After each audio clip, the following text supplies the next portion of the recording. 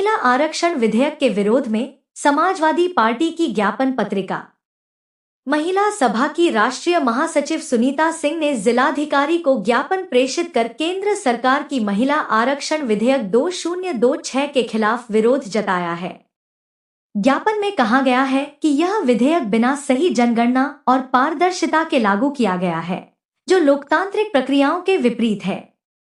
सुनीता सिंह ने बताया कि 28 सितंबर 2023 को पारित इस विधेयक का विभिन्न राजनीतिक दलों द्वारा कड़ा विरोध किया गया था, जिसके चलते यह लोकसभा में पारित नहीं हो पाया। उन्होंने आरोप लगाया कि भाजपा सरकार के कार्यकर्ता और नेता पीडीए और उसके सहयोगी दलों के खिलाफ भ्रामक प्रचार कर रहे हैं, जिसमें उन्हें महिला विरोधी बताया जा रहा है। ज्ञापन में यह भी उल्लेख किया गया कि विभिन्न स्थानों पर धरने प्रदर्शनों के माध्यम से अराजकता का माहौल बनाया जा रहा है, जिससे सामाजिक सौहार्द और लोकतांत्रिक व्यवस्था प्रभावित हो रही है। सुनीता सिंह ने जिलाधिकारी से ऐसे भ्रामक प्रचार पर रोक लगाने का आग्रह किया है, ताकि जनपद में शांति एवं कानून व्यवस्था बनी रहे। उन्होंने चेतावनी दी है कि यदि इस समस्या का समाधान नहीं किया गया तो पीडीए और उसके सहयोगी दल व्यापक आंदोलन करने के लिए बाध्य होंगे, जिसकी जिम्मेदारी वर्तमान सरकार और स्थानीय प्रशासन पर होगी।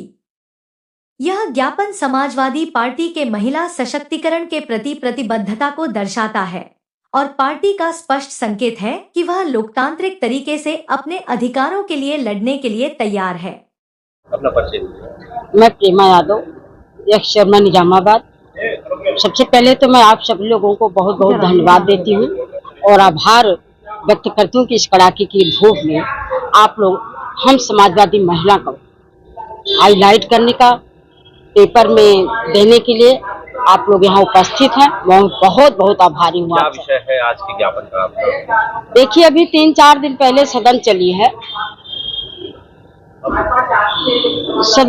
सदन में जब चुनाव आता है तो हमारे देश के प्रधानमंत्री माननीय नरेंद्र मोदी जी एक न एक जुमलेबाज ला करके विपक्ष के सामने खड़ा कर देते हैं। तो मैं इसकी घोर निंदा करती हूं और आप लोगों से बताना चाहती हूं कि सरकार 2023 में महिला आरक्षण जब पास किया है तो उस महिला आरक्षण को क्यों नहीं ये लोग लागू करते हैं। और ये भी कहना चाहूंगी कि जब हमारे राष्ट्रीय अध्यक्ष जी, देश के जननायक, पीडीए के महानायक, हमारे नेता आदरणीय श्री अखिलेश यादव जी ने कहा कि पूरे प्रदेश की जनगणना करवा करके आरक्षण लागू किया जाए, ओबीसी का अलग, SC/ST का अलग और मुस्लिम महिलाओं का अलग। आधी आबादी के हकदार हम लोग हैं। इस पे लोग खारे नहीं उतरने का काम कर रहे हैं। ये लोग उस पे जुमलेबाजी कर रही हैं। प्रदेश में 2027 में समाजवादी पार्टी की सरकार बनने जा रही है। ये लोग उसको देख करके पूरा बौखलाए हुए हैं, इसलिए एक न एक प्रकार की मुहिम रचने का काम कर रहे हैं और समाजवादी पार्टी को बदनाम करने का काम कर रहे हैं। सब्जेक्ट जो जिलाधिकारी साहब में देखिए, आज सब्जेक्ट हम लोग जो लेके आए हैं जिलाधिकारी महोदय के यहाँ हमने ज्ञापन दिया है। पूरे देश में हमारे जो महिला विधेयक के नाम पे भाजपा के माननीय मोदी जी ने जो नारी बंधन अभियान चला रहे हैं कि विपक्ष हमको विधेयक नहीं पास करने दिया लोकसभा में, तो माननीय मैं प्रधानमंत्री जी से पूछना चाहती हूं कि जब 2023 में विधेयक सर्वसम्मति से पास किया गया तो आप वह 2023 वाला विधेयक क्यों नहीं लागू करते हैं? हम उसके पक्ष में हैं। और आपको इतनी जल्दी क्या है कि जो आप इतने इमरजेंसी में 16 और 17, 18 में बिना जनगणना कराए, बिना परसिनियम कराए आप जा रहे हैं महिला विधेयक पास करने के लिए। ये मनसा आपका हम लोगों ने पूरा नहीं होने दिया, क्योंकि हमको आरक्षण चाहिए महिलाओं, ओबीसी के लिए, मुस्लिम के लिए, हर जात के लिए। क्योंकि आप जनगणना कराएंगे तो महिलाएं हमारी बहुत 50% के हिसाब से बहुत ज्यादा होंगी। और आप महिलाओं को नहीं देना चाहते हैं आरक्षण, तो आप महिलाओं के आड़ में पूरे देश में नारी बंधन का जो नारा लगा रहे हैं, इन आपका पोल खुल चुका है और सब नारी समझ रही हैं। मैं आपको ये संदेश देना चाहती हूँ और प्रशासन को भी संदेश देना चाहती हूँ द्वारा पे कि अगर इस अभियान को गलत तरीके से पार्टी को बदनाम करने के लिए साजिश किया जा रहा है, तो ये जनता जो है सब बात समझ चुकी है, हमारी महिलाएं भी समझ चुकी हैं कि भाजपा महिला विरोधी है और हमेशा महिला विरोधी रही है। आज के ज्ञापन में आपने जिलाधिकारी को क्या दिया है, क्या हमने ज्ञापन में यही दिया है कि सर, जो देश में आज हमारे प्रधानमंत्री नारी बंधन के नाम से और महिला विधेयक के बिल के नाम से रोना रो रहे हैं कि विपक्ष हमको विधेयक पास नहीं करना चाहते हैं। मैं महिला के पक्ष में हूँ, महिला विरोधी है सपा कांग्रेस, तो मैं उनको संदेश देना चाहती हूँ कि लोकसभा 2023 में जो हम लोगों सर संपत्ति से हमारे पार्टी ने पास किया था, समाजवादी पार्टी, कांग्रेस, हर पार्टी ने, तो आप पारित करके महिलाओं को 33% आरक्षण दीजिए और तत्काल दीजिए।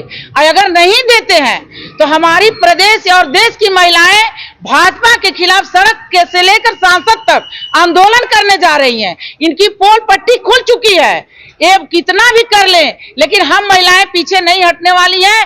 भाजपा विरोधी सरकार जो महिलाओं को नारा देती है, आज उनका पोल पट्टी खुल चुका है। महिलाओं के आड़ में आज ढोल बजा रहे हैं यहाँ से लेके बंगाल तक कि हमको विधेयक नहीं पास करने दिया। अरे आप कैसे प्रधानमंत्री हैं भाई कि आप विधेयक पास करना चाहते हैं और आपको नहीं पास करने हो रहा है? आप करिए 2023 वाला विधेयक, कोई नहीं रोक रहा आपको। बंगाल चुनाव में ही ये विषय क्यों आया और इसी समय एक चुनाव देखकर ही जुमलाबाजी करते हैं। आप कहीं भी देख लीजिए, जब चुनाव होता है तो कोई न कोई इनकी झूठी चाल हो जाता, क्योंकि हर जगह से हार रहे हैं।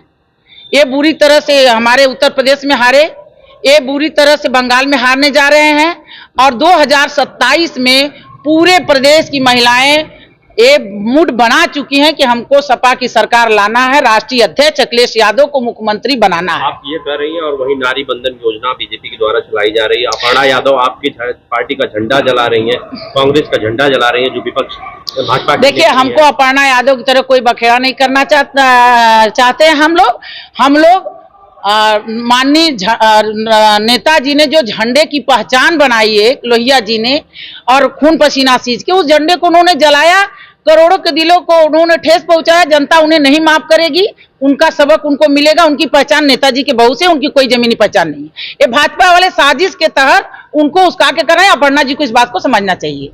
और पहली बात, आप जो कह रहे हैं नारी बंधन, ये नारी बंधन कैसी है? मणिपुर में महिलाएं नंगे घुमाई गई, वहां नारी बंधन का नहीं दिखा, एक महिला नहीं बोली बीजेपी की।